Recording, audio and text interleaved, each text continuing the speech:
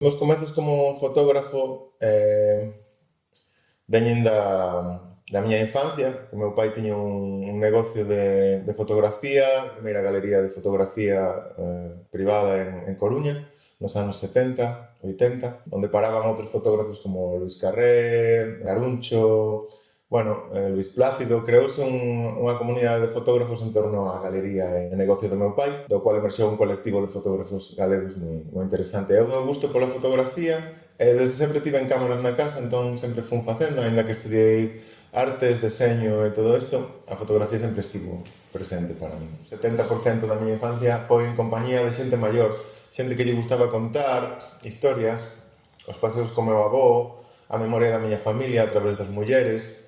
Para min todo isto provocaba moita curiosidade e moveu sempre para a miña imaginación.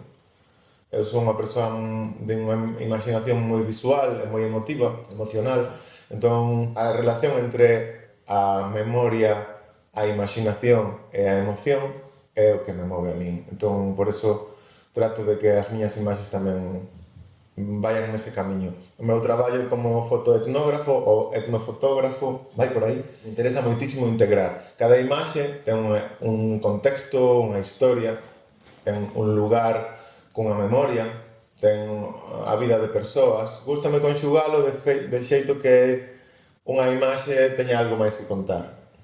Eso é importante. En Galicia está inzada casi sempre un conxunto de paisaxe natural e cultural.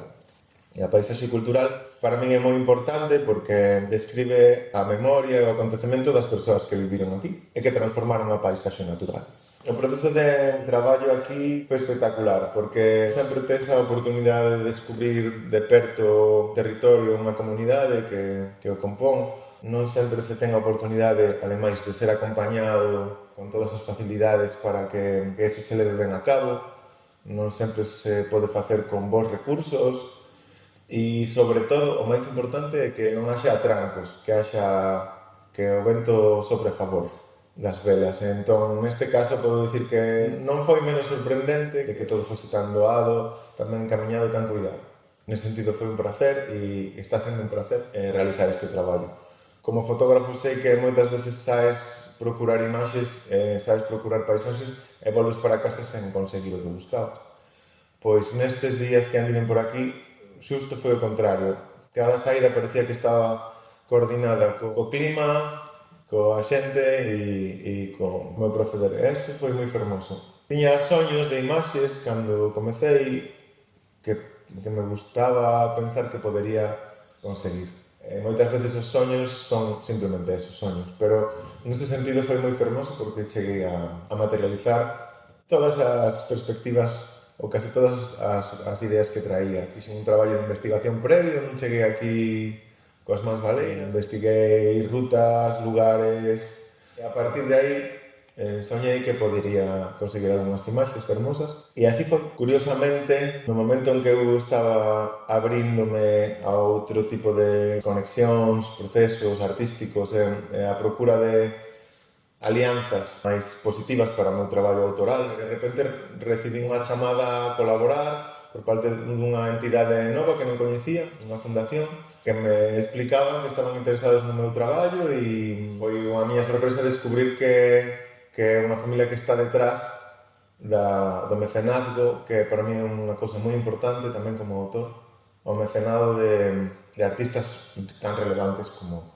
os que acompañou, apoiou e financiou tamén a través de encargos e seguimento a familia Alcalde Varela. Entón, foi unha moi bonita sorpresa, foi unha satisfacción persoal pensar que alguén podía encontrarte e procurarte. Entón, nese sentido, foi moi satisfactorio e moi fermoso e pareceme un regalo. Carai, é moi fermoso ver que un pode chegar a traballar en conxunto cunha familia, unha saga familiar que ten tanto aprecio e tanto valor pola arte.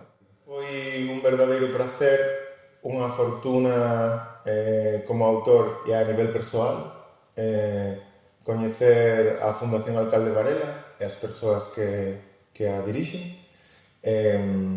nesta viaxe fantástica e moi especial, moi máxica polas terras de Barbanza, descubrindo a súa paisaxe, a súa memoria e a súa historia.